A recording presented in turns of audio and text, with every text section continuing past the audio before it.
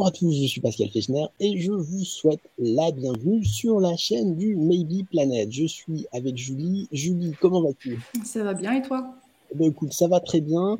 Je suis ravi ce soir puisque nous accueillons Martine Seigneur des éditions Le Lotus et l'Éléphant, puisqu'avec Martine, nous allons parler d'un joli projet, je trouve, que nous mettons en place entre les éditions Le Lotus et l'Éléphant et le Maybe Planet. Mais avant de rentrer dans le vif du sujet, Martine, est-ce que tu pourrais te présenter en quelques mots et présenter en quelques mots les éditions du Lotus et l'Éléphant à nos spectateurs?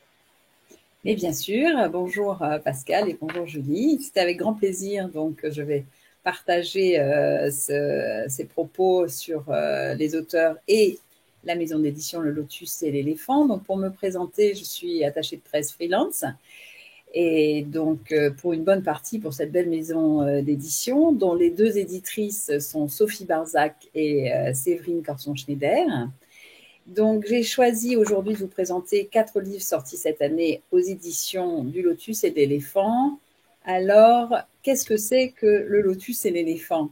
C'est une nouvelle maison d'édition créée par le groupe Hachette. Le Lotus et l'Éléphant, en fait, racontent une histoire. Il intrigue et couvre toutes les principales tendances des nouveaux paradigmes sur la santé, le bien-être, la spiritualité, le développement personnel, les arts divinatoires et les coloriages de l'âme. Et ça, c'est une autre histoire qu'on abordera avec Julie, je crois, la prochaine fois. C'est un Donc ça, joli oui, panorama effectivement qui nous convient tout à fait au Maybe Planet. exactement. Merci. Donc symboliquement, le lotus, c'est une fleur née dans la boue et représente l'élévation de l'âme. Elle est ancrée par ses racines et parvient à la beauté et à l'éveil par la fleur. Et l'éléphant, c'est un animal célèbre pour sa longévité. Il représente la sagesse et la mémoire. Donc, le souhait de ces deux éditrices, c'est de vous accompagner grâce à toute la diversité de leurs ouvrages dans une quête de sens afin d'explorer tous les chemins à emprunter et commencer ainsi à réaliser une grande révolution de la conscience. Je crois que c'est d'actualité et c'est un beau challenge, n'est-ce pas? On est bien d'accord. On est bien d'accord. Julie, tu veux peut-être voilà, nous dire quelques mots sur ce projet que nous allons lancer avec Martine et avec les éditions Le Lotus et l'Éléphant. Oui, effectivement. Donc, comme vous l'avez compris, donc le Maybe Planet est heureux de pouvoir s'associer au lotus et l'éléphant afin de proposer un riche contenu sur le développement personnel, comme vient de le préciser Martine, et de pouvoir donner la parole donc à ces différents auteurs. Martine, je vais te laisser continuer de développer peut-être sur les 4 livres qui seront abordés lors de la première et prochaine émission. D'accord, avec plaisir. Donc évidemment, c'est un choix non exhaustif puisque j'adore tous les auteurs qui sont publiés aux éditions Le Lotus et l'Éléphant, mais je sais qu'il y aura d'autres rencontres. Voilà, hein, que les auteurs ne s'inquiètent pas, il y aura de la place pour tous ceux qui veulent s'exprimer chez nous, bien entendu. Eh bien, on a de la chance. Alors, pour commencer, je vous propose de découvrir un incroyable panorama de tous les états de la conscience, les états d'éveil, mais aussi les états modifiés de la conscience et les phénomènes paranormaux. Donc, ce premier livre qui s'appelle Les mystères de la conscience a été écrit par Myriam Gablier, que l'on découvrira donc la prochaine fois. Donc, c'est tout un voyage. Donc, nous entendons beaucoup parler de la conscience, surtout en ce moment, mais en fait, qu'est-ce que c'est en réalité? Donc, la spécificité de cet ouvrage, en fait, c'est d'offrir une cartographie de ce que l'on sait sur la conscience. On y aborde tous les sujets sur la conscience. Il propose de découvrir dans les grandes lignes ce que la philosophie, la science, la psychologie, mais aussi toutes les études sur les états élargis et les phénomènes hors normes nous disent sur ce sujet qui est essentiel. Ça permet ainsi de vous orienter face à la conscience dans son sens le plus large. Donc, plusieurs questions de fond sont alors mises en perspective. Qui sont les sujets conscients? Qu'en est-il de l'inconscient? Quelle relation entre la conscience et le corps? Pourrons-nous créer une conscience artificielle? Comment gérer les états modifiés de la conscience? Et que faire de ces manifestations paranormales? Et si tout était finalement conscience. Très, très beau sujet déjà, effectivement. Il y a... Et l'auteur est formidable.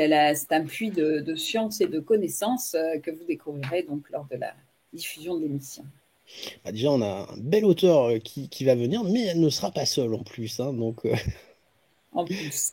Alors, effectivement, le deuxième livre répond enfin à toutes les questions insensées que l'on se pose sur les flammes jumelles et leurs relations pour le moins troublantes.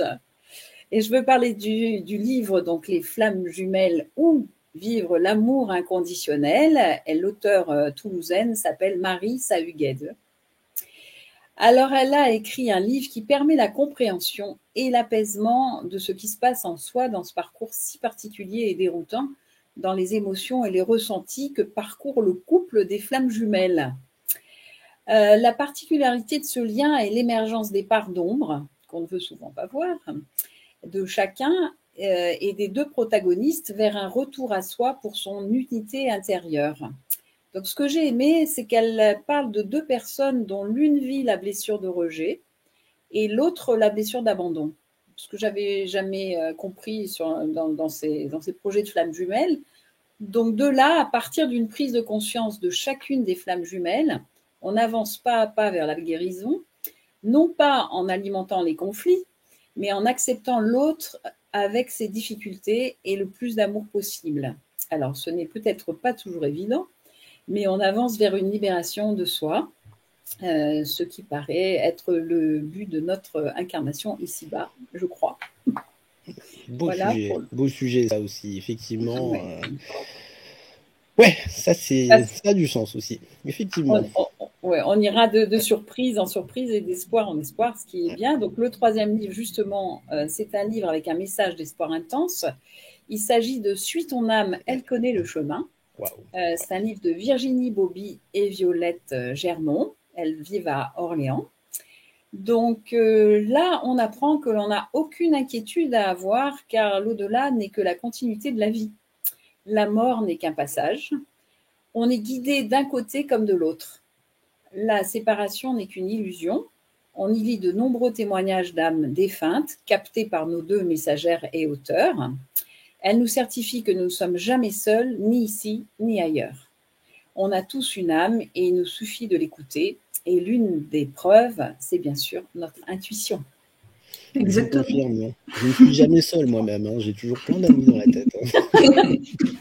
C'est peut-être pour ça d'ailleurs qu'on a créé le Maybe. Je ne m'ennuie jamais. Là déjà, j'écoute les pitchs des livres, je me dis quand même que, et en plus les amis, on va faire échanger ces personnes entre elles. Hein. Enfin, ça va être quelque chose quand même. Mais c'est pas fini puisqu'on a un quatrième livre à présenter lors de cette table ronde, hein, puisqu'on va le dire, c'est une table ronde qu'on va vous proposer. D'accord. Alors le quatrième livre, c'est un petit chef-d'œuvre d'Agnès Adé. Enfin, quand on l'a en main, on n'en doute pas.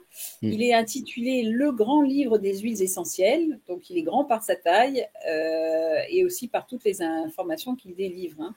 Je dis cela car on connaît bien la propriété des huiles essentielles, enfin de plus en plus pour aider à guérir.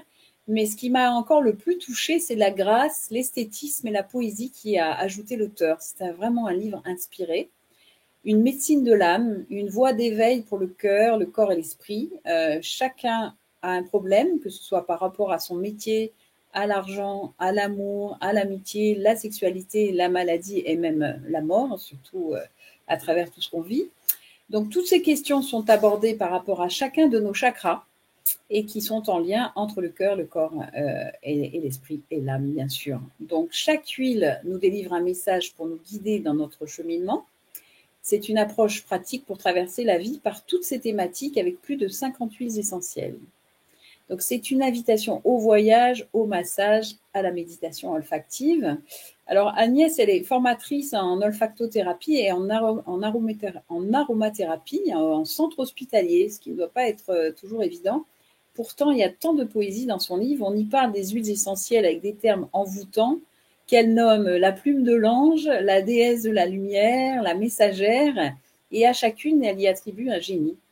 Donc, elle parle aussi d'équo-unité, car nous ne sommes jamais séparés les uns des autres, et à travers le cœur, tout est accessible à tout le monde. Martine, vraiment, quand j'écoute le résumé de tous ces livres, je suis ravi, parce que là, si on n'est pas bon avec ces auteurs-là, on sera jamais bon. Hein. Là, c'est évident.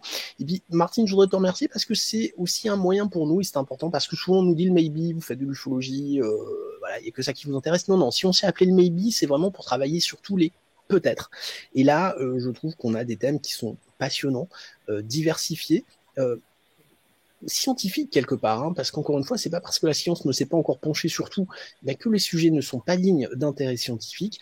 Donc là, voilà, on va se retrouver avec des auteurs qui ont écrit leurs livres avec leur cœur, avec leur âme, et on va les faire échanger parce que c'est ça qui est chouette, Martine, hein, c'est qu'on va proposer un format table ronde, et ça, je pense que pour les auteurs, c'est aussi quelque chose de sympa. Ben oui, parce que de toute façon, déjà d'être édité par le même éditeur, c'est sympathique qu'elles puissent se rencontrer et échanger. C'est vrai. C'est ce que je voulais d'ailleurs un petit peu faire moi-même. Donc là, c'est une occasion, c'est encore mieux. Et puis, je suis heureuse de contribuer avec vous, avec Maybe Planet, à ce nouveau lancement. Et puis, je voulais dire aussi que la prochaine fois, avec Julie, on a décidé de parler des tarots sous toutes leurs formes. Ah oui, et exactement. Alors, passionnant, je sais ça. Si aux éditions du Lotus, on en a des tarots. Et vous aurez le choix de concocter de ravissants cadeaux pour jouer et évoluer avec les amis ou la famille. Voilà. Oui. Non, ça, c'est super, effectivement. Vous voyez, on a déjà de la suite dans les idées. Hein. Je peux vous dire que le partenariat avec le Lotus et l'éléphant, il commence maintenant, mais il va donner des choses, à mon avis, d'excellente qualité et nous sommes absolument ravis. Je voudrais rappeler justement aussi, Martine, parce qu'on va la saluer, que nous avons découvert les éditions du Lotus et l'éléphant avec Sonia Barkala, avec son livre « Et si cela vous arrivait » qui est sorti début d'année. Donc voilà, ça a été une jolie rencontre aussi que nous avons fait avec Sonia, une belle émission qui est toujours disponible, hein, bien sûr, hein, sur notre chaîne YouTube. Donc voilà, je t'admets, Martine, qu'on est absolument ravis de commencer ce projet avec les éditions Le Lotus et l'éléphant. C'est Julie qui va piloter ces émissions. Moi, je serais ravi d'y participer parce que c'est toujours plein de questions, plein d'interrogations surtout.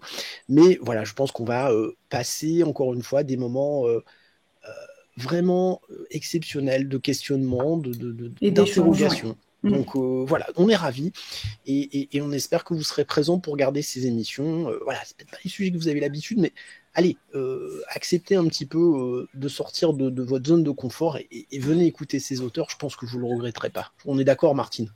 On est d'accord. Je suis d'autant plus ravie pour Sonia Barkala, puisque j'ai été son attachée de presse sur les congrès internationaux qu'elle a organisés sur les expériences de mort imminente. Donc, on se connaît depuis longtemps et donc je trouve que c'est un joli renvoi, une jolie synergie, comme toujours, hein, dans tous ces domaines. Alors bien sûr, le livre de Sonia est toujours disponible. Moi, encore une fois, c'est un livre qui m'a touché, mais tu le sais, Martine, parce que il n'aborde pas que le sujet des expériences de mort imminente. On voit vraiment le parcours de Sonia, qui a été pas toujours facile non plus. Et c'est ce que j'ai dit à Sonia, elle s'est vraiment mise à nu dans ce livre.